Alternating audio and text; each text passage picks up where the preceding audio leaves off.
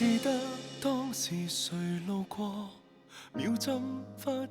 停頓過，氣溫濕度層驟變太多，記憶不停重疊過，你的表情提示過，愛的可能是我。想法太亂，幻覺太多，疑慮很大，直到說不清楚。心算太慢，但仍然算錯，找對人偏錯過，直到開始找不到我，直到終於不想找我，直到你擦身過，才認得我，彼此也再知我，像當初。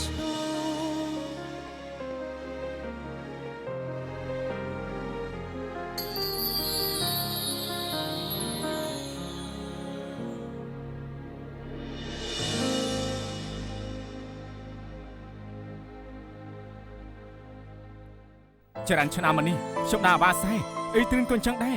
លទ្ធផលពួកនាងមិនរីករាយទេនាងកាយមើលដឹងដែរមិនអញ្ចឹងទេអន្ទាក់នេះគឺខ្ញុំជាអ្នកព្រមដែរចូលខ្លួនឯងតើមានរឿងអីអបកតឬមានអ្នកគម្រាមលោកខ្ញុំចង់ប្តឹងកូនប្រុសគេចាប់ពង្រត់ក្មួយស្រីខ្ញុំមិនអាចដោះស្រាយស្រាប់ហើយនេះជារឿងរវាងពីរភូមិយើងកុំមកពាក់ព័ន្ធអីអញ្ចឹងអ្នកដែលជំទាស់ពួកឯងមិនត្រឹមតែជាគ្រួសារគឺអ្នកភូមិទាំងមូលឯងខំរៀបរាប់យ៉ាងនេះគឺអញជាអ្នកចង់ផ្ទេរទៅមែនទេខ្ញុំបានគិតពីរឿងហ្នឹងមែនគ្រាន់តែគិតប៉ុណ្ណោះមិនឲ្យគិតទេ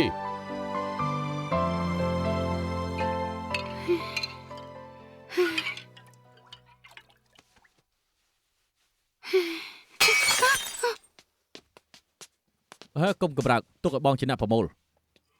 អើគាត់បងធំបងលៀងណែបងអូនស្រីកុំអញ្ចឹងមើលទំនាក់ទំនងសាធារណៈក៏នៅតែជាផ្នែកមួយនៃប៉ូលីសការងារប៉ូលីសគឺកម្ចាត់អក្រិតជននៅផ្នែកណាក៏មិនសំខាន់ដែរគ្រាន់តែលោកនេះហ្វៃគាត់មិនគិតអញ្ចឹងខ្ញុំចង់ឲ្យគាត់គិតអញ្ចឹងណាឥឡូវបងហ្វៃអាចនឹងមិនទាន់គិតដូចបងធំបងស្រីអតាចរិតជនសាមញ្ញដូចជាពួកយើងគឺជាអ្វីទោះបីជាត្រូវគេជន់ឈ្លីប៉ុណ្ណាក៏ពួកយើងមិនចោះចាញ់ដែរទោះបីជាត្រូវគេបំបាក់ក៏ពួកយើងមិនអាចដួលមុននេះគឺលោកនេះហ្វៃខឹងខ្លាំងក៏ព្រោះតែឯងសម្រាប់ចិត្តក្បត់ឧត្តមកតេដើម្បីតែប្រោះធុនខ្ពស់នឹងនិយាយគ្នារួចហើយថាមកលួងស្រីមុតស្រួចតែឯងបែរជាមកបន្ទោសនាងទៅវិញបងធំបើបងពិតជាខ្វល់ប្រយោជន៍នាងមែនបងគូតែបញ្ចុះបញ្ចូលនាងកុំឲ្យងាយបោះបង់ក្តីសម័យចុះឯងធ្លាប់ឮគេថាទេថាថយមួយជំហានគ្រប់យ៉ាងនៅបានប្រសើរណាស់ខ្ញុំក៏គិតអញ្ចឹងដែរចុះមិនទៅប្រាប់គ្រូសាអ្នកមាននោះឲ្យថយមួយជំហានកុំសំញ៉ែងជាអ្នកមានពេករឹកបែបនេះគឺមិនចូលចិត្តឯងកុំចាក់សាំងលើភ្លើងបានទេអូហូយហេតុអីក៏បងកាន់ជើងពួកអ្នកមានបងខ្លាចថាប្រឆាំងនឹងពួកគេហើយអាស៊ីមិនអាចចូលសាលាវិនសបានតាមឯទេកុំមករៀលដល់បងជួយប្អូនស្រីមិនបានច្រើនមែនតែឲ្យតែពួកយើងចេះស្រឡាញ់គ្នាហេតុអីក៏គ្រួសារត្រូវឆ្លោះគ្នាបងមិនចង់ឆ្លោះខុសដែរបើបងមិនខុសអញ្ចឹងខ្ញុំខុសមែនទេខ្ញុំគ្រាន់តែនិយាយការពិតគឺបងខុសដែលមិនគួរនាំឯងមកលួងនាងខ្ញុំអ្នកខុសខ្ញុំមិនគួរព្រមឲ្យជួយបងលួងនាងទេបងប៉ុណ្ណឹងហើយសរុបមកខ្ញុំជាអ្នកខំម្នាក់ឯងបានហើយនៅហើយខ្ញុំមិនអីទេខ្ញុំចង់តែកេងហើយខ្ញុំតែបន្ទប់ហើយសុំទៅអើយបងស្រី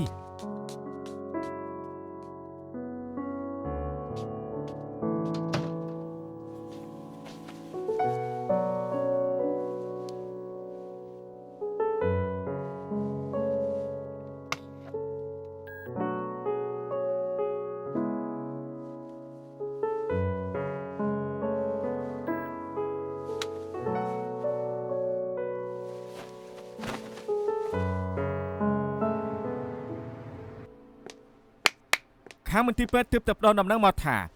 ស៊ូជុនប៉ាងលុចចេញពីមន្ទីរពេទ្យគេមិនទៅផ្ទះទេក៏មិនដឹងថាធ្វើណាដែរឬអាខ្វាក់វួយចាប់គេទៀតហើយឆាប់ទៅភូមិហឺធានរកអាខ្វាក់វួយលបងសៃមិនអីទេមិនទាន់ដល់ដំណាក់កាលចុងក្រោយច្បាស់ជាអាចជាបាជាបើខ្ញុំអត់ផឹកអត់ជក់ដាក់ហាត់ប្រានរាប់ព្រឹកហ ហេតុអីទៅ ច្បាស់ជាស្នាដៃរបស់តកូលស៊ូប្រកាសជាល្បិចពួកវាប្រមូលបងប្អូនយើងទៅកំទេចភូមិសួយមិនកុំឲ្យពួកវារួចខ្លួនទៅយើង ហេណែ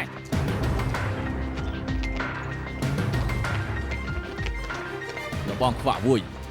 ច្រើនដល់ហើយចង់ធ្វើអីខ្ញុំគ្មានពេលកំដរលោកទេសូមជាផ្លូវ ខ្វាក់វុយលោកទៅចាប់ស៊ូចិនប៉ាងពីមន្ទីរពេទ្យទេ និយាយផ្ដេសផ្ដាស់ស្អីខ្ញុំមិនចាប់អារម្មណ៍ដាក់ក្មេងនោះទេជាផ្លូវពួកយើងណែជប់ភ្លាមហាមនិយាយអ្វីទាំងអស់ខ្វាក់វួយលោកត្រូវសង្ស័យពាក់ព័ន្ធនឹងការបាត់ខ្លួនស៊ូចិនប៉ាងសូមទៅផ្ដល់ចម្លើយនៅប៉ុស្តិ៍ប៉ូលីសលេងសើចស្អី មានរឿងហើយអាវួយអាអ៊ីបាត់ខ្លួនទៀតហើយធ្វើមិនទៅ ល្អឲ្យលោកប៉ូលីសខ្ញុំចង់ប្តឹងប៉ូលីសមានតែចាប់ខ្លួនក្មួយស្រីខ្ញុំ ខ្ញុំពិនិត្យខាងអន្តរប្រវេសន៍ហើយគ្មានរបាយការណ៍ចេញចូលស៊ូចិនប៉ាងនិងសេវ៉ាន់អ៊ីទេ ខ្ញុំឮមកថាខ្វាក់វួយបានផ្ដល់ប្រាក់រង្វាន់ទៅក្រុមលបងធំណាដែលរកឃើញនឹងសម្លាប់ស៊ូចិនប៉ាងច្បាប់ទម្លាប់លបងធំចង់ដោះស្រាយមិនមែនជារឿងពិបាកនោះទេតែនេះជារឿងទំនាស់គ្រួសារពីតំបន់ងាយដូចបកជែកអញ្ចឹង PC សូមផ្នែកប្រឆាំងអ ுக ្រិតកម្មខ្លំមួយពួកគេកុំឲ្យបង្កបញ្ហាទៀត Yes sir អពុនអាចារ្យរកពីអ្នកនោះឲ្យឃើញមុនក្រុមអាខ្វាក់វួយ Yes sir Yes sir ស្រីមុតស្រួចទៅសាលាសង្កាត់ជាមួយខ្ញុំបានណាត់ជាមួយនឹងមន្ត្រីសង្កាត់ឈ្មោះវាងសួរនាំប្រវត្តិគ្រួសារទាំងពីរមានចំនួនអ្វីជាមួយគ្នា យេសា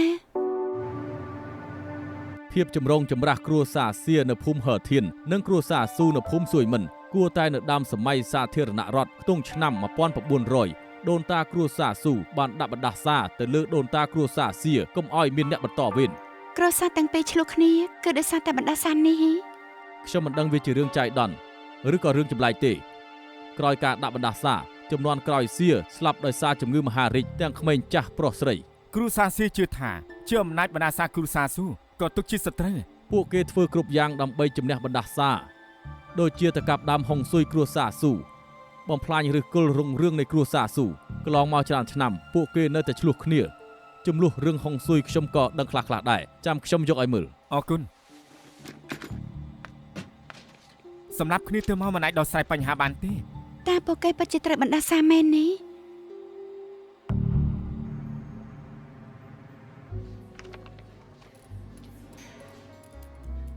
អត់ទៅ អ្នកនាងមានអីឲ្យជួយដែរទេ ទេនេះមានតែអេលក្រេមកពីអាល្លឺម៉ង់ចំនួនមានកំណត់ទេ មែនហើយថ្ងៃនេះនៅសល់មួយកំងអ្នកនាងត្រូវការដែរទេ ត្រូវហើយតែមិត្តខ្ញុំមិនតាមមកដល់ទេពេលគេមកដល់ចាំយកមកបានទេ បានតើអរគុណ សំទោសខ្ញុំមកយឺត មិនជឿទេមកតាមពេលល្អណាស់ គឺនិយាយតែអញ្ចឹងទោះបីជាមិនមកជិតក៏ដោយ អញថាហើយភាពច្បាស់លាស់ជាគុណសម្បត្តិនាងខ្ញុំកំងភេសជ្ជៈសិន អេមិនបាច់ទេខ្ញុំកំងឲ្យបងហើយបងថាមកដល់ហុងកុងរកតែនុញ៉ាំមិនបានទេនេះមានលក់ តើសេរីរៀងអ៊ីលក្រេមកពីអាល្លឺម៉ង់ហ៎ មែនហើយ នាងនៅចាំបានណា ចាំបាន សំទោសមួយរយៈនេះខ្ញុំរវល់រឿងប្រឡងគ្មានពេលជួបអូន មិនអីទេខ្ញុំក៏រវល់ដែរមិនមែនមានតែបងម្នាក់ទេ ខ្ញុំដឹងថាអ្នកទាំងពីររវល់ខ្ញុំក៏រវល់ដែរខ្ញុំសូមចូលរួមជាមួយផងបានទេ សូរីសា យ៉ាងម៉េចមានក្តីឈឺក្បាលអីទៀតដែរ អ្នកវិទ្យាសាស្ត្រខ្ញុំត្រូវការឲ្យបកស្រាយពីបណ្ដាសា មានគ្រួសារចំណាស់ពីរនៅតំបន់ថ្មីគ្រួសារស៊ូនិងគ្រួសារសៀពួកគេឆ្លោះគ្នាជា100ឆ្នាំហើយគ្រួសារសៀជឿថាគ្រួសារស៊ូដាក់បណ្ដាសាពួកគេមិនឲ្យមានអ្នកបន្តវេនចៃដន្យគឺចំនួនក្រោយគ្រួសារស៊ូមានជំងឺមហារីកស្លាប់បន្តគ្នា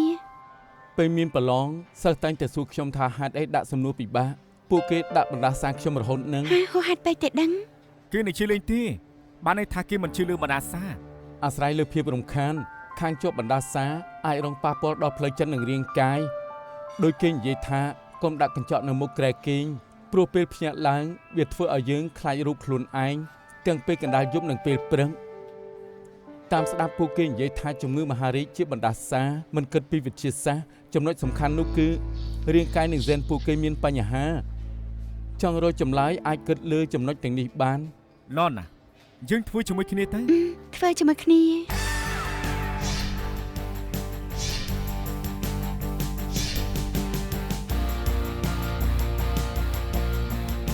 លោកប៉ូលីសដោយបានណែនាំខ្ញុំត្រូវគ្រួសារនីមួយៗរើសជាអ្នកតំណាងហេតុអីពួកយើងត្រូវធ្វើ ពួកយើងប្រមូលកសិកាក្នុងមាត់ពួកគេរួចបញ្ជូនទៅផ្នែកវិទ្យាសាស្ត្រឲ្យអ្នកជំនាញសិក្សា DNA ពួកគេ តើបានន័យថាយ៉ាងម៉េចវិញ សាស្ត្រាចារ្យជឿថាដែលអ្នកភូមិហិតធានកើតមហារីកមិនកែទៅនឹងបណ្ដាសាទេវាជាបញ្ហាផ្សេង ខ្ញុំសង្ស័យនៅក្នុងហ្សែនអ្នកភូមិមានបញ្ហាអ្វីមួយយ៉ាងបណ្ដាលមកពីការមហារីកចំនួនខ្ពស់ខ្ញុំចង់ធ្វើការបញ្ជាក់ ច ជំងឺមហារីកបណ្ដាលឡើងពីការប្រែប្រួលក្នុងកោសិកា DNA ការប្រែប្រួលហ្សែនបណ្ដាលពីមូលហេតុសំខាន់ពីរទី1គឺកោសិកាមហារីកបណ្ដាលឲ្យមានសកម្មភាពខុសប្រក្រតីនឹងការលូតលាស់នៃកោសិកាធម្មតាឲ្យក្លាយជាកោសិកាមហារីកទី2កោសិការារាំងមហារីកធ្វើការមិនបានល្អមិនអាចបញ្ឈប់ការលូតលាស់នៃកោសិកាមហារីក កត្តាហ្សែននិងកត្តាបរិស្ថានសុទ្ធតែនាំឲ្យហ្សែនប្រែប្រួល សាស្ត្រាចារ្យនេះលទ្ធផល អរគុណយោងទៅតាមគំនុះគំរូបង្ហាញ DNA អ្នកភូមិទាំងអស់មានចំណុចមួយដូចគ្នាកោសិការារាំងមហារីកធ្វើការខុសប្រក្រតីបណ្ដាលឲ្យមេរោគមហារីកកាន់តែលូតលាស់ខ្លាំង និយាយឲ្យស្រួលស្ដាប់កោសិការារាំងមហារីកមិនបានធ្វើការដោយសារតែបែបនេះទើបឱកាសកើតមហារីកមានចំនួនខ្ពស់លទ្ធផលពិនិត្យ DNA របស់អ្នកភូមិបង្ហាញឲ្យឃើញថាមហារីកឆ្លងតាមហ្សែនឪពុកម្ដាយបើហ្សែនមួយនៅក្នុងខ្លួនមានការផ្លាស់ប្ដូរម្នាក់នោះនឹងកើតមហារីកដូច្នេះតាមខ្ញុំសន្និដ្ឋានអ្នកភូមិរបស់លោកមានភាគរយកើតមហារីកច្រើនជាងអ្នកធម្មតាដោយសារតែកត្តាចម្លងគឺហ្សែន ការទទួលហ្សែនផ្សេងគ្នាអ្នកខ្លះក៏មានរាងខ្ពស់អ្នកខ្លះក៏មានរាងទាបអាចថាគ្រប់គ្នាមិនសំណាងទើបទទួលបានហ្សែនជំងឺ ឥឡូវស្គាល់ប្រភពបញ្ហាហើយសូមកុំអបិជំនឿគិតថានេះជាបណ្ដាសាទៀត សង្ឃឹមថាគ្រប់គ្នានឹងឈប់ឈ្លោះគ្នាទៀត ដេផ្ដោះកុំព្រោះតែពួកយើងបត់ចេះហើយចង់បោកប្រាស់ពួកយើងនោះខ្ញុំដឹងត្រឹមថាជាង100ឆ្នាំនេះគ្រួសារសៀមានសុខភាពល្អរហូតមកពួកគេមានអាយុវែងនិងអាចទៅធ្វើការនៅខាងក្រៅកូនចៅពួកយើងនៅណានយ៉ាងច្រើនអ្មិនក៏ពួកគេមិនអីមែនហើយលោកតានិយាយត្រូវគឺសងតៅដែលគ្រួសារស៊ូហៅមកបានដាក់បណ្ដាសាអ្នកភូមិយើងរឿងអាក្រក់កើតឡើងជាច្រើនអ្នកភូមិកើតមហារីកស្លាប់បន្តបន្ទាប់បើថាមកពីហ្សែនហើយចុះមុននេះមិនក៏មិនអី ពួកលោកមានចេតនាកាន់ជើងគ្រូសាស៊ូមែនទេ មែនហើយ កុំខ្វល់នឹងពួកគេព្យាយាមបដិទ្ធរឿងចង់បោកប្រាស់ពួកយើងយ៉ាងណាគ្រួសារស៊ូធ្វើបាបពួកយើងគំនុំនេះត្រូវតែសងសឹកមិនឲ្យអ្នកណាមករារាំងបានទេ ត្រូវហើយ យើងត្រូវតែសងសឹក សងសឹក មិនសមឃើញស្លីបមករបាយការណ៍គ្រូសាស៊ីគឺចង់ធ្វើយ៉ាងម៉េច ខ្ញុំមិនដឹងទេ ណែអ្នកទាំងពីរស្រឡាញ់គ្នាក្រែងនិយាយទូរស័ព្ទមួយគ្នារយជប់ហ៎យ៉ាងម៉េចគេមិនអាចខុសទៅនឹងទេ អត់ទេគេវក់នឹងការងារណាពេលគេធ្វើការរឿងអ្វីក៏គេមិនចាំដែរ យ៉ាងម៉េចនៅអារបាយការណ៍ពេញមួយជប់មែនទេ កំណត់ត្រាប្រវត្តិគ្រួសារទាំងមូលតាមទស្សនៈសេដ្ឋកិច្ចខ្ញុំប្រើពេលមួយយប់មួយថ្ងៃស្វែងយល់ពីប្រវត្តិគ្រួសារទាំងមូលសំតម្លៃស្វែងយល់ កាហ្វេត្រជាក់ហើយខ្ញុំទៅឆឹងឲ្យមួយកែវទៀត អរគុណ រកបានអីហើយ អ្វីដែលលោកពូនៅគ្រួសារសៀបាននិយាយគឺជាការពិតប្រហែលជា100ឆ្នាំមុនអាយុរស់ជាមធ្យមនៃគ្រួសារសៀគឺ60ឆ្នាំតែនៅ20ទៅ30ឆ្នាំក្រោយអាយុពួកគេធ្លាក់ចុះមកនៅ50ឆ្នាំបានន័យថាថយចុះម្យ៉ាងអត្រានៃចំនួនប្រជាជនធ្លាក់ចុះភាគច្រើនកើតជំងឺមិនអាចព្យាបាលបានទំនងជាជំងឺមហារីក 20ឬ30ឆ្នាំក្រោយអញ្ចឹងបានន័យថាបន្ទាប់ពីពួកគេត្រូវបានអាសា ក្រោយមកច្រើនឆ្នាំអត្រាកើនមហារីកនៅគ្រួសារសៀនៅតែខ្ពស់តែជីវិតរស់ជាមធ្យមបានកើនឡើងតិចទំនងជាការវិវត្តថ្នាំវិទ្យាសាស្ត្រ មិនអាចមានរឿងចាស់ដណ្ដើមម្លឹងទៅមិនចម្លែកទេដែលអ្នកភូមិគិតថាពួកគេកាត់មហារីកព្រោះបណ្ដាសា ថ្មីនេះខ្ញុំបានអានសៀវភៅក្បួនហុងស៊ុយនិងបណ្ដាសាមានក្បួនហុងស៊ុយមួយធ្លាប់មានសង្តើម្នាក់ដាំផ្កាយីធូននៅខាងលើនៃទឹកទន្លេជាលទ្ធផលអ្នកនៅខ្សែទឹកខាងក្រោមស្លាប់ ក្បួនហុងស៊ុយខ្លាំងដល់ម្លឹងផង មិនតាក់ទងនឹងហុងស៊ុយទេ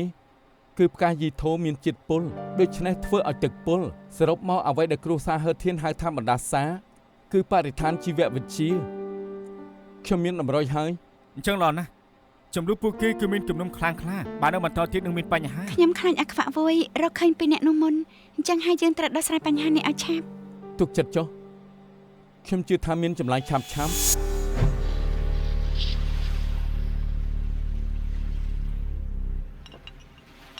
បងទៅសម្រាប់ទៅទុកអូនអ្នកធ្វើ ធ្លាក់ខ្យល់ណាអូនមិនស្រួលខ្លួនអញ្ចឹងចេញមកធ្វើអី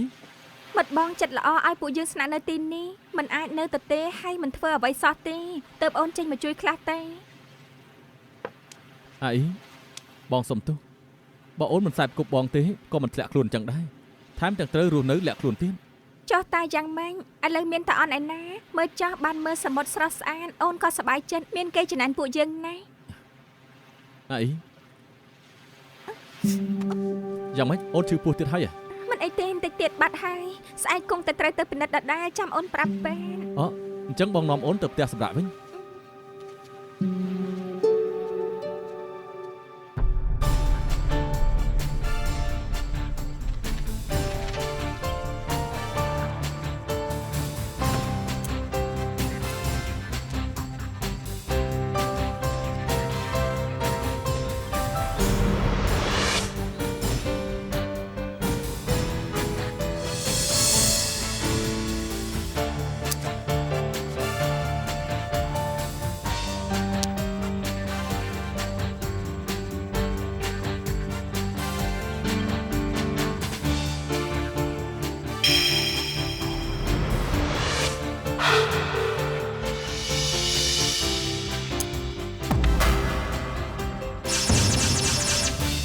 សាស្ត្រាចារ្យអ៊ូលោកជាអាជ្ញាធរសិក្សាលើប្រវត្តិសាស្ត្រហុងកុងភាពចម្រុងចម្រាស់នៃភូមិហឺធាននិងភូមិស៊ុយមិនមិនពិបាកសម្រាប់លោកទីកុំគួរសមអីខ្ញុំចាំតែជួយទេ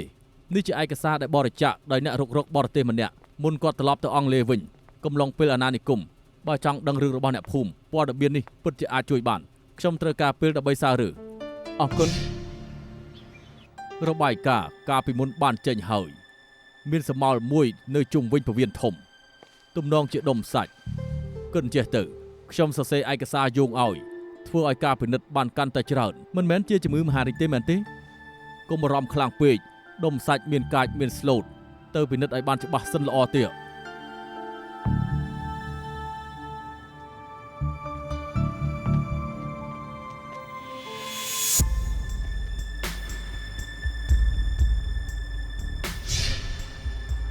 អ្នកយកការបានប្រាប់ថាឃើញអាប៉ាងនិងអាអ៊ីទៅគ្លីនិកសៃកុងខ្ញុំសួរខាង clinic ឲ្យដុកទ័របញ្ជាក់ថាអ្នកជំងឺស្រេកឈ្មោះថាស៊ីវ៉ាន់អ៊ីគឺពួកគេនឹងទៅមន្ទីរពេទ្យនៅតំបន់ថ្មីសាយម៉ោង3ដើម្បីពិនិត្យ PC ទៅជាមួយអាចារ្យនិងអាពិន Yes sir អូនកុំខ្លាចអីទៅពិនិត្យចុះអូននឹងមិនកាត់អីទេអូនមិនខ្លាចទេមានបងនៅក្បែរអីក៏អូនមិនខ្លាចដែរយើងត្រូវទៅណាអូនឃើញស្លាកសញ្ញាគួរទៅនៅត្រង់នោះអូបើខ្ញុំមិនផឹកមិនជក់មិននឹងអាចកើតមហារីកទៅអ្នកភូមិជើងទីសុទ្ធតែអញ្ចឹងនេះគឺជាបណ្ដាសាមកពីអ្នកភូមិស៊ួយមិនចង្រៃនោះមិនអាចលើកលែងឲ្យពួកគេបានទេ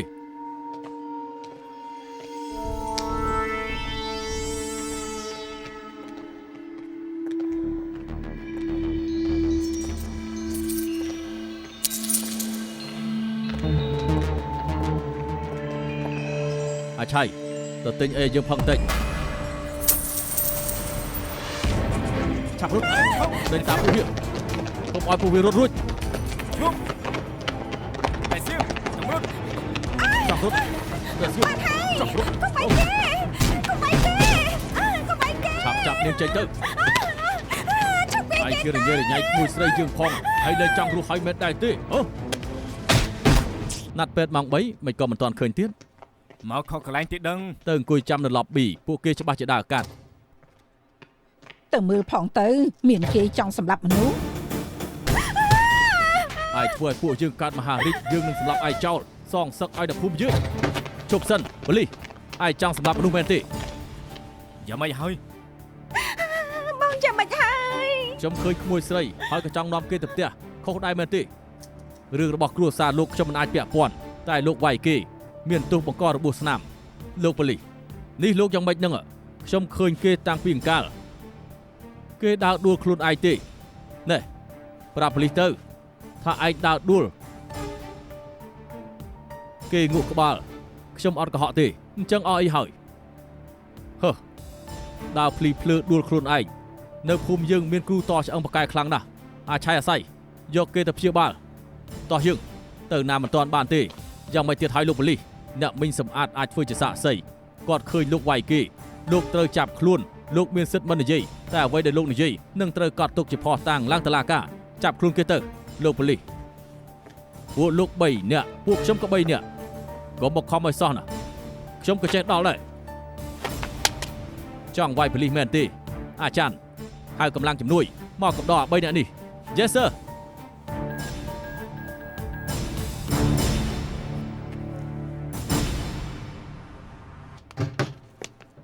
អង្គុយចុះទៅលោកសើសួរចម្លើយគេហើយនឹងអាពិនកំពុងទៅសួរពីអ្នកនោះលោកប៉ូលីសតើមានរឿងអីនឹងខ្ញុំមិនបានសម្លាប់អ្នកណាទេហេតុអីក៏មិនឲ្យខ្ញុំនៅក្រៅឃុំលោកខ្លាចលោកជីសាសីឬក្មួយស្រីលោកប្តឹងលោកពីបទបង្ករបួសស្នាមមានផុសតាំងគ្រប់គ្រាន់បញ្ជាក់ថាលោកជាមេខ្លាំងរឿងក្តីលៀនហើស៊ូរកមេទ្វាឲ្យទៅអង្គុយត្រង់នោះណែឯងចង់ធ្វើអីអាចង្រៃទោះយើងជាប់គុកក៏ឯងមិនរួចខ្លួនដែរនៅមានគ្រួសារសៀច្រើនអ្នកទៀត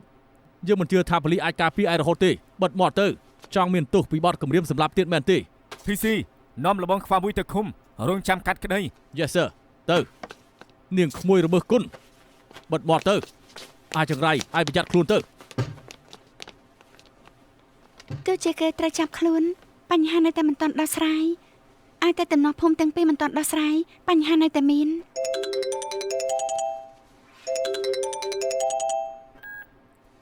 អាឡូ Kingsley ខ្ញុំនឹងទៅភ្លាមគេថាម៉េច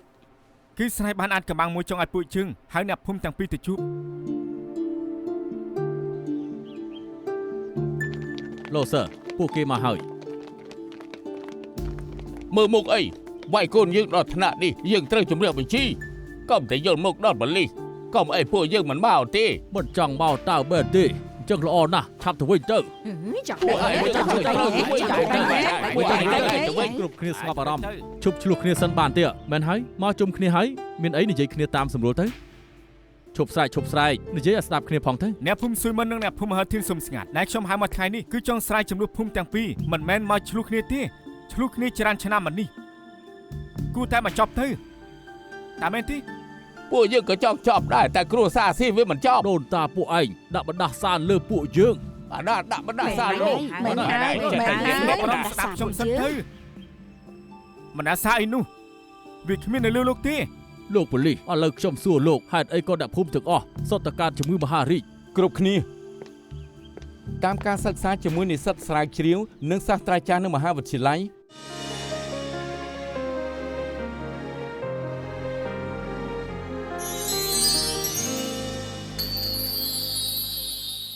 រកឃើញថាដើមហេតុកើតជំងឺមហារីកច្រើនមិនមែនមកពីបណ្ដាសាទេតែមកពីកត្តាផ្សេង សាស្ត្រាចារ្យនេះជារបាយការណ៍គំរូរុក្ខជាតិដែលបេះយកពីភូមិហឺធានរបស់គ្រួសារសៀតាមការពិនិត្យផ្កាព្រៃប្រមាណ 3-4 ប្រភេទដែលយកពីសាលដូនតាមានពណ៌សខ្លីនិងភ្លឺជាផ្កាធម្មតាដទៃ ជាជំងឺទឿននិងជំងឺភឿ មែនហើយពួកយើងក៏បានរកឃើញមានបាតុភូតមួយការប្រែប្រួលនៃហ្សែនបណ្ដាលមកពីមានការបំពុលនៃវិទ្យុសកម្ម មានការបំពុលវិទ្យុសកម្ម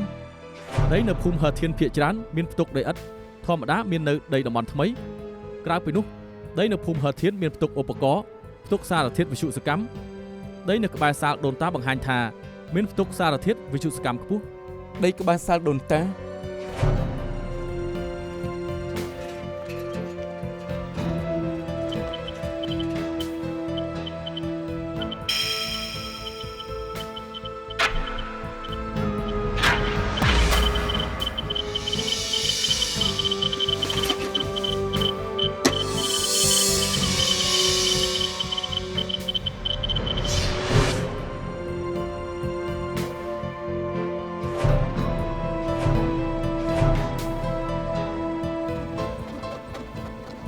នេះជាលទ្ធផលវិភាគ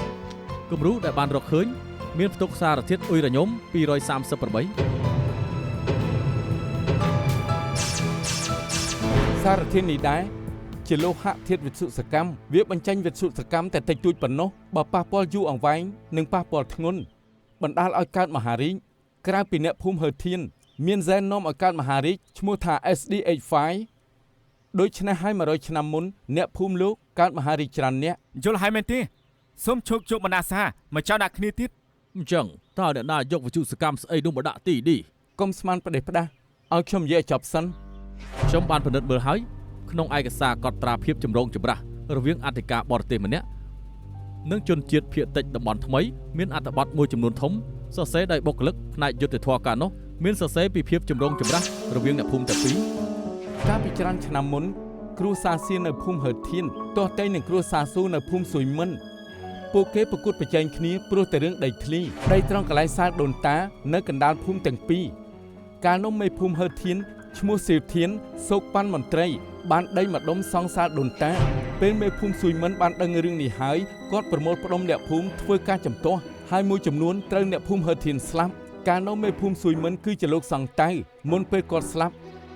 គាត់ខឹងខ្លាំងណាស់ទើបនិយាយដាក់បណ្ដាសាថាសូមឲ្យអ្នកភូមិហឺធានគ្មានអ្នកបន្តវេនមេភូមិស៊ុយមិនមានកូនប្រុសឈ្មោះស៊ូចុងគេរៀននៅរុស្ស៊ីសប្តាហ៍ថ្ងៃនៅអាល្លឺម៉ង់កាលនោះស៊ូចុងធ្វើការនៅក្នុងមន្ទីរពិសោធន៍គេរៀនផ្នែកវិទ្យុសកម្មដូច្នេះសារធាតុអ៊ុយរ៉ាញ៉ុម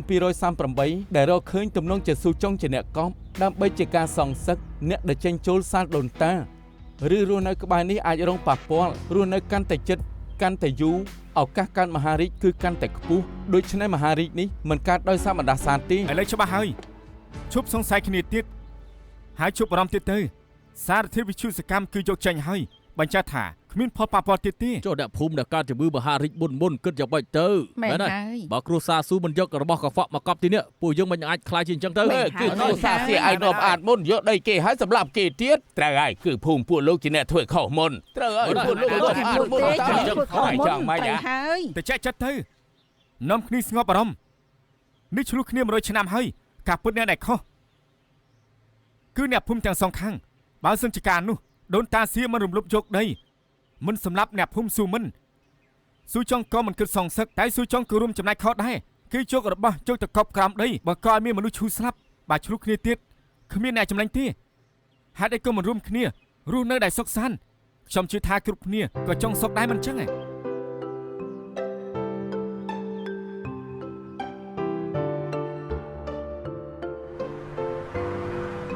ចប់របាយការណ៍រឿងក្តីអាចបិទជាស្ថាពរហើយជីវិតនឹងបានប្រសើរម្ដងទៀតថ្មីនេះមានរឿងក្តីតាក់ទងនឹងបណ្ដាសាសើបឡើងជឿក្បាលវិលមុខសំណាងឲ្យដែលមានយើងមីងកំពូលអ្នកលេងបាល់បោះនោះហីទាំងអស់នេះបានដោយសារស្រីមុតស្រួចនិង Professor King ទេ កុំនិយាយដាំស្នេហាពួកគេអីខ្ញុំមិនចង់ឲ្យស្រីមុខស្រួចខាងទេខ្លាចនឹងតែប្រាប់ឃើញស្លីឲ្យជប់ជួយពួកយើង អាយ៉ាខ្លាចណាស់ឯងខ្លាចទៀតសុំទោស ខ្ញុំគិតថាលោកលោកនឹងជួយនិយាយឲ្យខ្ញុំតែមិនខុសអីពីពួកគេនោះទេ ចូលប្រធានបទជើងវិញប្រជុំមិញនេះក្រុមមួយទទួលបានក្តីអគិភ័យសង្ស័យរត់គេចខ្លួនបាត់ឥឡូវនេះត្រូវប្រកាសចាប់ខ្លួន ចៅប៉ាណានអាយុ33ឆ្នាំប្រុសសញ្ជាតិចិនរស់នៅឡានធានប្រព្រឹត្តទៅស្តៀងគ្នាពីរ ពេលធ្វើការអាសាមើលផងទៅ Yes sir Yes sir លោកសើពួកគេចង់មកអរគុណ ហើយសួស្តីលោកប៉ូលីសម៉ាដាមអរគុណដែលបានជួយខ្ញុំបានទិញនំអេថាត់មកផ្ញើអរគុណច្រើន សុខភាពនាងយ៉ាងម៉េចហើយ លទ្ធផលពិនិត្យថាខ្ញុំមិនអីទេជាសាច់ដុំស្លូន ពេទ្យថាមិនចាំបាច់វះកាត់ទេចង់ព្យាបាលដោយប្រើថ្នាំសិន អញ្ចឹងល្អណាស់ គ្រួសារពួកឯងលេងមកករឿងទៀតហើយ លេងហើយក៏លេងចំទាស់នឹងពួកខ្ញុំដែរឥឡូវពួកខ្ញុំរើមកនៅធូកវ៉ានធ្វើការសន្សំលុយសង្ឃឹម3ឆ្នាំក្រោយពួកយើងអាចរៀបការ អញ្ចឹងល្អណាស់ពួកយើងសប្បាយចិត្តជំនួស អរគុណ ហើយស្នេហាពួកឯងស្មុគស្មាញដូចប៊ុនធឿននិងវិធីវីអញ្ចឹងខុសត្រង់ណាចុងក្រោយបាន ពីមុន គ្នា មែនតែឥឡូវពួកយើងជឿជាក់គ្មានអ្នកណាបំបែកពួកយើងបានទេ មែនហើយសំខាន់គឺពួកឯងទាំងពីរនិយាយត្រង់ទៅខ្ញុំសរសើរទឹកចិត្តពួកឯងណាស់ ថ្ងៃនេះចិត្តល្អម្លេះមកកំដរប៉ារត់ ថ្ងៃនេះខ្ញុំសម្រាលោកនាយវៃ ទឹកមុខញញឹមច្បាស់ជាមានរឿងអីមិនខាន គ្មានរឿងអីទេខ្ញុំសប្បាយចិត្តជំនួសគូស្នេហ៍ក្មេងៗនៅក្នុងរឿងក្តីឆ្លងកាត់ការលំបាកជាច្រើនទេបំផុតក៏បានជួបគ្នា គូស្នេហ៍ក្មេងៗនោះហ៎ ត្រូវហើយ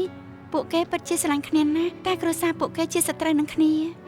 ឯងគិតថាត្រូវនឹងរឿងខ្លួនឯង គ្រួសារយើងនិងគ្រួសារ Kingsley យកច្រឡំគ្នាតិចតួចតែប៉ុណ្ណោះរឿងរ៉ាវគ្រួសារពួកគេអាចដោះស្រាយបានរឿងពួកយើងក៏អាចដែរ លើកមុនឯងថាចង់ធ្វើការនៅផ្នែកទំនាក់ទំនងសាធារណៈឥឡូវនៅគិតទៀតទេ អាចធ្វើការក្នុង office ពីម៉ោង 9 ព្រឹកដល់ម៉ោង 5 ល្ងាចខ្ញុំចង់ធ្វើដូចមនុស្សស្រី និយាយឲ្យស្មោះត្រង់ប៉ាមិនចង់ឲ្យឯងត្រូវផ្ទេរចេញទេ លោកនាយវៃ បានហើយឯងមិនមែនក្មេងទេមានរឿងខ្លះអាចសម្រេចចិត្តខ្លួនឯងបានតែឯងមិនហ៊ានធ្វើឯងនៅខ្វល់ពីអារម្មណ៍ប៉ានេះបញ្ជាក់ថាឯងជាកូនស្រីល្អរឿងនេះតាក់ទងនឹងក្តីសុខរបស់ឯងប៉ាមិនចំទាស់ទៀតទេឲ្យតែឯងបានសប្បាយចិត្ត អរគុណលោកនាយវៃ ណែស្ដាប់ណាប៉ាងាយបញ្ចុះបញ្ចូលណាស់តែប៉ាម៉ាក់ Kingsley ច្បាស់ជាមិនងាយទេត្រូវពិចារណាឲ្យបានល្អជូនពរជោគជ័យទោះជាអញ្ចឹងដាច់ខាតកុំឈប់ធ្វើប៉ូលីសទោះជាចង់ផ្គាប់ចិត្តពួកគេក៏ដោយការងារទំនាក់ទំនងសាធារណៈក៏ជាការងារសំខាន់យល់ទី Yes sir ពេលមនុស្សពីរនាក់ស្រឡាញ់គ្នាការចេះសម្របសម្រួលគ្នាគឺជារឿងចាំបាច់ប៉ាមិនចង់ឲ្យកូនស្រីប៉ាបោះបង់ភាពជាខ្លួនឯងទេ ដឹងហើយលោកនាយវៃខ្ញុំដឹងប៉ាស្រឡាញ់នឹងខ្វល់ពីខ្ញុំណាស់តែឃើញស្លេគេល្អនឹងខ្ញុំណាស់ម្យ៉ាងខ្ញុំធ្វើនេះគឺដោយស្ម័គ្រចិត្តគេអត់បង្ខំទេប៉ាអាចនិយាយថាខ្ញុំជាស្នេហ៍ជារឿងសំខាន់ខ្វល់ពីអារម្មណ៍មិត្តប្រុសអាយ៉ាវេមក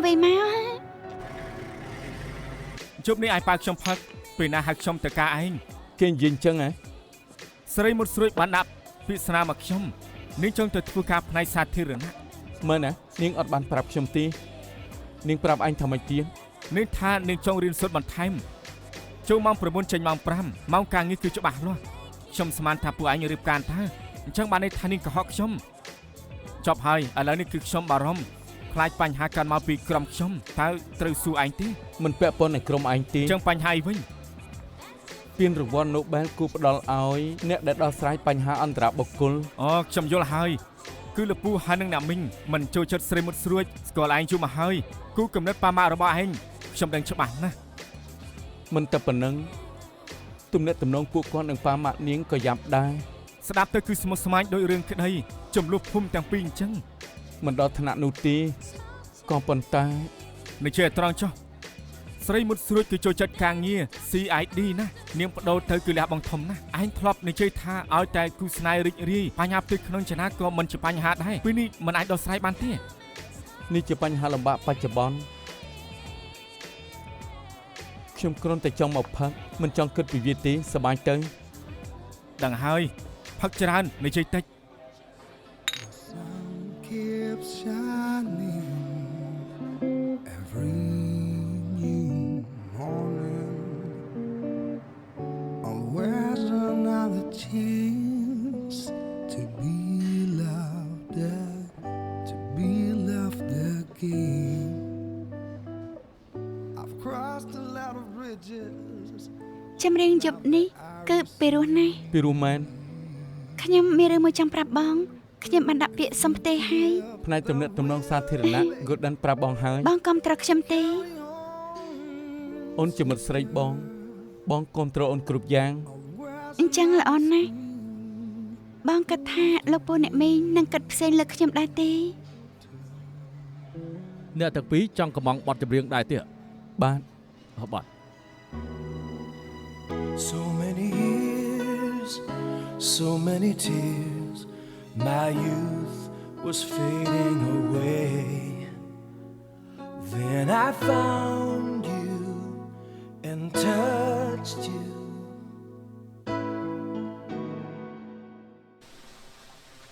មនុយមុខម្ហូបអូខេហើយអូនចង់ពិនិត្យបញ្ជីឈ្មោះភ្ញៀវម្ដងទៀត មិន ទេ បាច់ទេស្អែកបងយកឲ្យពូចចមើលទៅបើគាត់អូខេគឺអូខេហើយ អ្នកប្រុស ប៉ាម៉ាក់មិនទាន់សម្រានទេហ៎ បន្តិចទៀតត្រូវហើយមកយប់ជ្រៅអញ្ចឹងមានណាត់ហ៎ ខ្ញុំទៅញ៉ាំបាយជាមួយស្រីមុតស្រួច អូនាងទំនេរដែរហ៎ឮថានាងរវល់រឿងក្តីរហូតគ្មានពេលទំនេរ នៅ SB ការងាររវល់ច្រើនមែនតែឥឡូវលែងហើយហេតុអីនាងទៅប្រាប់ខ្ញុំថានាងបដូរទៅផ្នែកទំនាក់ទំនងសាធារណៈធ្វើការនៅ office ចូលម៉ោង 9 ចេញម៉ោង 5 ត្រូវហើយក៏ប៉ុន្តែយ៉ាងណានាងនៅតែជាប៉ូលីស ហើយណាងក៏មិនត្រូវធ្វើការដល់យប់ជ្រៅដែរ មែនហើយ Kingsley ប៉ារំលឹកម្ដងទៀតថ្ងៃអាទិត្យនេះជាថ្ងៃកំណើតពូចច ខ្ញុំដឹងហើយខ្ញុំនឹងនាំស្រីមុតស្រួចទៅដែរ កូនចង់នាំនាងទៅដែរហ៎ មានបងប្អូនជុំគ្នាច្រើនខ្ញុំចង់ណែនាំឲ្យស្គាល់គ្រប់គ្នាខ្ញុំទៅបន្ទប់ហើយ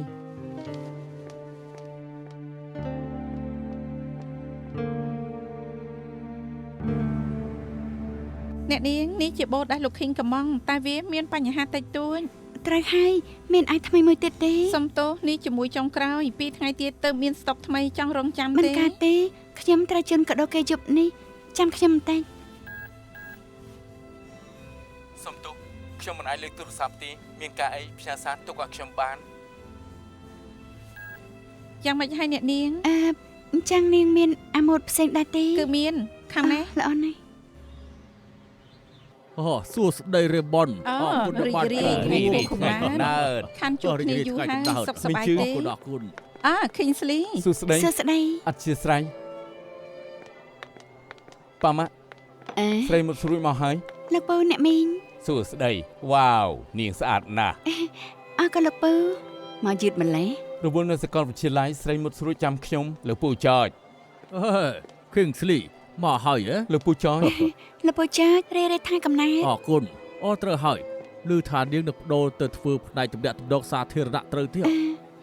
ត្រូវហើយ Kingsley មិត្តស្រីឯងល្អមែនបដូរការងារដើម្បីឯងតែមិនថាបដូរទៅផ្នែកណានៅតែជាប៉ូលីសដដែល មិនដូចទេបែបនេះភាសាច្រើនណាស់ហើយដាស់ក៏នាងមិនត្រូវចុះស៊ើបអង្កេតគ្រប់ពេលចុះចាប់មនុស្សអាក្រក់គ្រោះថ្នាក់ដាស់មកធ្វើការក៏មិនច្បាស់លាស់ទៀត ត្រូវឲ្យពូចស្រីមុតស្រួចបានទិញកាដូជូនពូដែរ អូ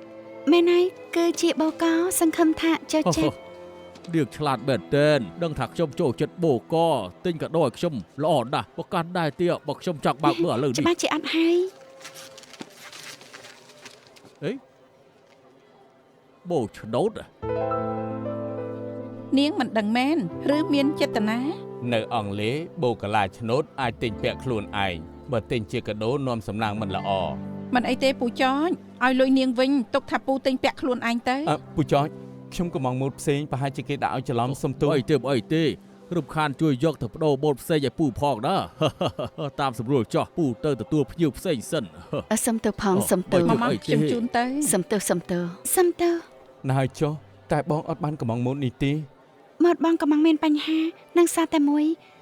ខ្ញុំខកតបងដែរតែបងមិនទទួលខ្ញុំគិតថាឲ្យតែតម្លៃវាថ្លៃតែមិនអីទេខ្ញុំគ្មានបំណង មិនអី ទេ ទេណា គិតថាតែងខ្លួនស្អាតហើយអាចបោកគេបានណា ធ្វើជាមនុស្សធន់ខ្ពស់តតែខ្ពស់ពីកំណើតមិនអាចបាត់បង់ដោយសម្លៀកបំពាក់ brand ទេ ជាការពិតអេលោកចៅ អីយ៉ា សួស្ដីមកយឺតហើយ Kingsley តរៈតែបន្តិចទៅ បងទៅនោះសិនក ូនប្រុសខ្ញុំ Kingsley អីយ៉ាកំឡោះហើយតើនេះ គេជាសាស្ត្រាចារ្យនៅសាកលវិទ្យាល័យ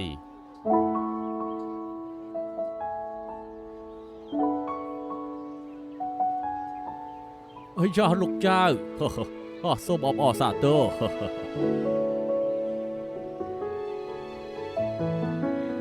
ជួយផងបងថ្លៃ Kingsley ត្រូវពួកគេចាប់បាត់ទៅហើយគ្រប់គ្នាចាំរំគេពេញនឹងឥឡូវខ្ញុំនៅតែម្នាក់ឯងគួរឲ្យធុញទ្រាន់ណាស់ត្រូវហើយពិតមែនហើយអាយ៉ាថាម៉េចរវល់ជួយធ្វើកិច្ចការស៊ីអញ្ចឹងមិនអីទេបន្តទៀតចាស់មិនរំខានទេបាយបាយហើយ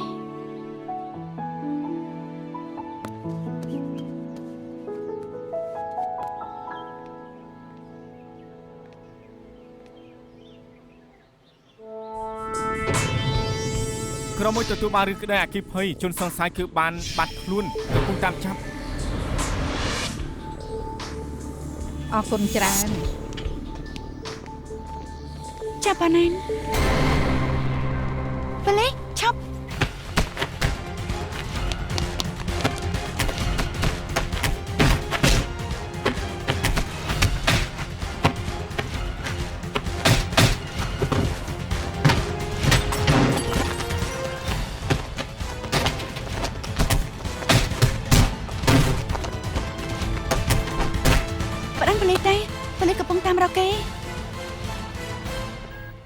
លោក King មិនអីទេមិនអីទេចាប់ប្រុសឌុះទៅបាត់ មិនហើយអូនមិនអីទេ អូសម្លាញ់យ៉ាងមិនហើយត្រូវត្រង់ណាខ្លះ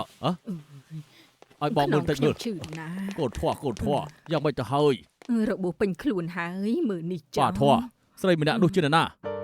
នាងគឺជាមុតស្រីរបស់ Kingsley សុំទៅផងទាំងអស់គ្នាខ្ញុំជាប៉ូលីស SCB Cecily ធ្វើអ្នកមានរបួសឲ្យខ្ញុំសុំទៅផង តើវាសំខាន់អីណាស់ណាទៅនាងដើម្បីទៅចាប់ខ្លួនគេឲ្យបានស្អីក៏នាងមិនខ្វល់គេអត់បង្រៀនសិលធម៌នាងទេខ្ញុំចង់ដាក់ពាក្យប្តឹងនាងហួសហេតុណាស់ កម្មវិធីល្អសុខសង្ឃបែរជាមានអ្នករំខាន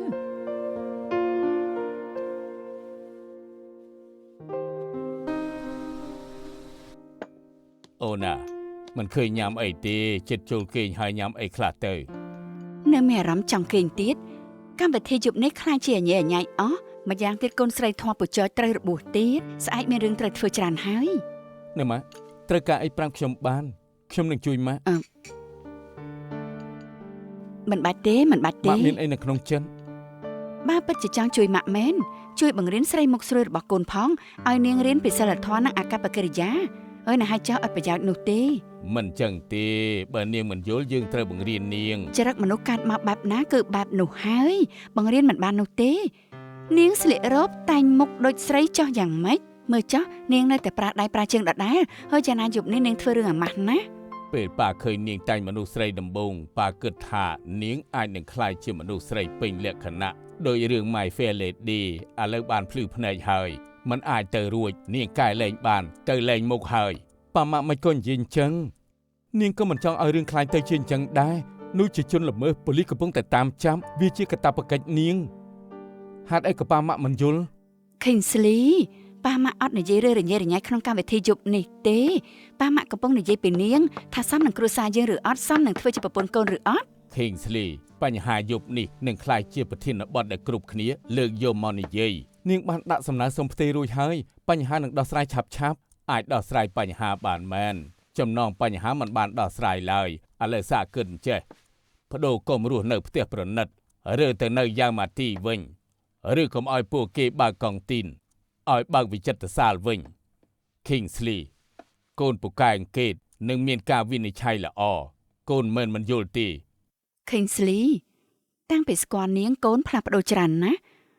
ម៉ាក់បារម្ភខ្លាចថ្ងៃណាមួយកូនខ្លាចទៅជាមនុស្សគំនុំខ្លីដូចជាពួកគេ បញ្ហាមិនធ្ងន់ដូចប៉ាម៉ាក់និយាយទេបញ្ជាក់ថាកូនក៏យល់ថាជាបញ្ហាដែរមិនថាវាធ្ងន់ឬមួយស្រាលទេ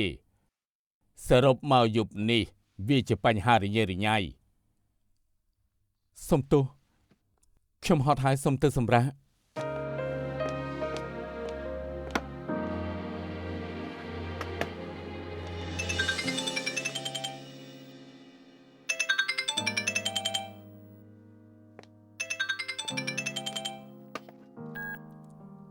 អាឡូ ឥឡូវគឺខ្ញុំបងមិនតាន់កេងទេ នៅទីចុះអូន ខ្ញុំនៅប៉ោះចាប់របាយការណ៍ឲ្យបានទៅផ្ទះសុំទៅផងចំពោះរឿងដែលការឡើងយប់នេះ មិនអីទេរឿងការឡើងភ្លាមអូនក៏មិនចង់ដែរ ត្រូវហើយប៉ាម៉ាក់បងមិនសប្បាយចិត្តទេនៅមានទៀតប្រពន្ធលោកចៅនោះយ៉ាងម៉េចទៅហើយ ទុកចិត្តចុះអ្នកស្រីចាំមិនអីទេពេលស្ងប់អារម្មណ៍ហើយគាត់នឹងយល់ប៉ាម៉ាក់នឹងពូចចរឿងមិនសប្បាយចិត្តបន្តិចតែពួកគាត់អាចយល់ច្បាស់ជាមិនអីទេ អញ្ចឹងល្អណាស់ខ្ញុំខ្លាច បញ្ញាបង្ហាញរបាយការណ៍ទៅនឹងឆាប់បានជួបគេង អូខេអញ្ចឹងបងឆាប់ចូលគេងផងបាយបាយ បាយបាយ 開始想喜歡我，直到開始想喜歡我，直到終於不喜歡我，直到碰上一個逃避一個，最不想躲不過，直到開始找不到我，直到終於不想找我，直到你擦身過，才認得我，彼此也在。